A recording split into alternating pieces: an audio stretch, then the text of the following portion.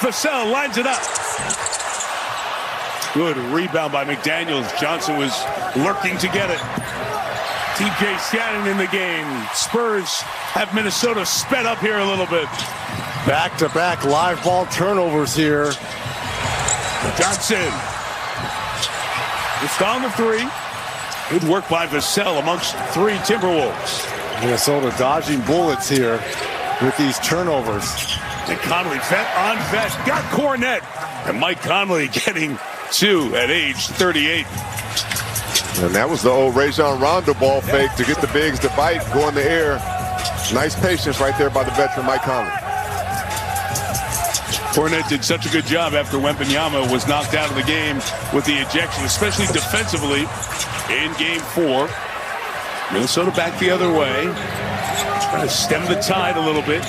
Down 10. Edwards trying to get going. Lost the handle. Johnson may have gotten a piece. And it's Spurs ball.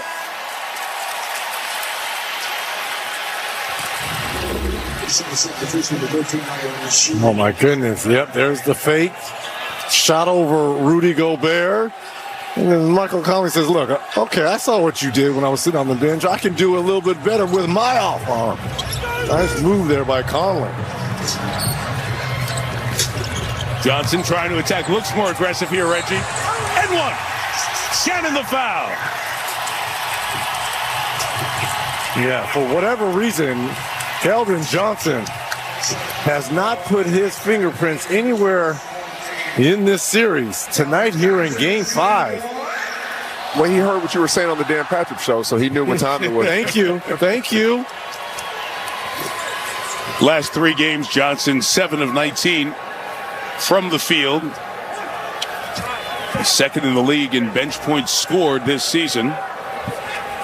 He's one of the Spurs who's been here for a while in year 7.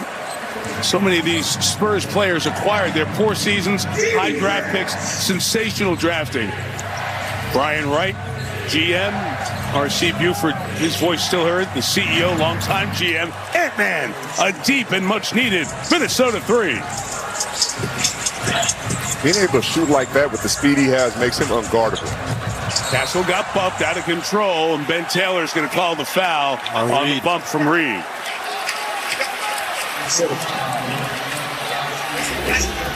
Let's watch the Ant-Man turnover right there. You're never supposed to help from the strong side like Vassell did, but the Spurs are hyper aware of where he's at. So then they help, and then they don't come help, and then Anthony Edwards makes you pay from deep. And that's why he's at the top of that three-point line. Now he can see where the double team is coming and which side he needs to attack. The double doesn't come, step back three.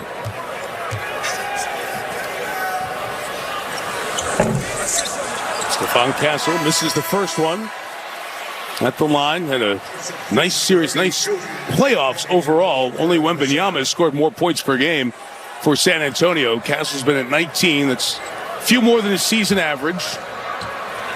In his second year out of Connecticut, part of the Huskies National Championships. Final Four all-tournament player. Missed them both. So averaging 6 assists, though, as well. So his playmaking has been on par as well. Lead is 9, 3-minute mark. Conley's been really good shooting the three in this series. Bags another one. And right there, the Spurs went zone, but then Mike Conley got behind the defense. This goes the other way.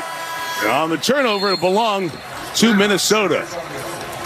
The veteran Mike Conley in this series, 8 of 14 shooting threes.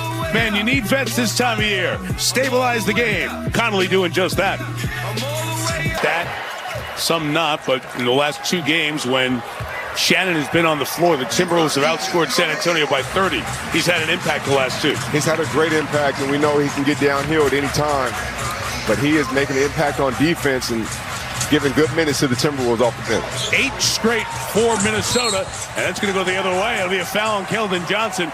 So the Timberwolves, this is their DNA. They love to get back in a corner, and they come out and scratch and claw and get right back in it. Well, nice move. How many times have we seen this in this series alone from Terrence Shannon Jr.? That has to be his 5th charge taken alone in this series. Just an outstanding job of being able to move your feet and take the contact. Wembanyama back in. It's a big lead when he was in there. It's evaporated in his absence, so he returns. Again, only a dozen minutes in game 4, so a bit of rest. Edwards pulls up. Dylan Harper right by his side. 2-point game. And Reds, they ran floppy right there. That was the old floppy set from the 90s. Got to space, but Anthony Edwards is rejecting the screens, and that's why he's getting to the point. Champagnie missed the three. Johnson puts it back. Loving Keldon Johnson here in this first quarter. This is what we've been looking for throughout the series. Emphatic stop to the 10-0 run. Harper's hands knock it away. Edwards likely to sit for the balance of the quarter. Jaden McDaniels in. And look, if the Minnesota's going to double Ant this far out, he's got to get off the ball quickly. Get someone to that free throw line so you can play 4-on-3 on the backside. McDaniels tries to go quick over Wemby. Good luck. And look at the chess match by the Spurs. Ant goes out, Wemby comes in. This is where you can make up ground without Ant-Man in the game. Here's Dylan Harper. Such a good performance in game 4. Inside, Wemby cuts to the basket, fouled by McDaniels. And Wemby wanted an alley-oop right there from Harper. But he had the pressure of Shannon Jr. on him. Look how high McDaniel has to shoot this ball over Victor. And here's the back cut. Yeah, if this is an alley anywhere near that rim, that could be a potential and one. Free throws 4 and 5 for Wembanyama. When he is on the floor, the defensive impact he has as a primary defender. I mean, there's a reason why at the end of the day they may unanimous. They may rename that trophy after him. He just makes life hard for everyone. The defensive player of the year, first unanimous defensive player of the year, and so many guys go in and shots are affected, adjusted, and in a regular season maybe you can't track it as well as a playoff series. You see over and over what it does to guys. Johnson had a hand on Reed's shorts trying to hold him up. Reed missed the shot, and Champagnie's got it for the Spurs. Wemby got Shannon in the air. Champagnie went to go back to him. Kept alive by Harper. Plenty of shot clock. Wembanyama sees 2, then 3, and they take it away. Dosunmu can fly. Bumped by Champagnie. Got it up there before Wembanyama could get back. That was tough. The delay a game again? Well, that's going to be a technical foul. Let's see what happens here. John Goebel and Carl Lane discussing what happened. Oh, nice job there by the officials. Carl Lane, John Goebel kind of huddling up there. There was no interference there by a Timberwolves player. Yeah, they wanted the second delay game, which is that automatic technical foul. Had a lot of fouls called in this first quarter, 11. A little bit of what you guys were expecting. Calling it tight early after the angst and the elbow and the emotions in game 4.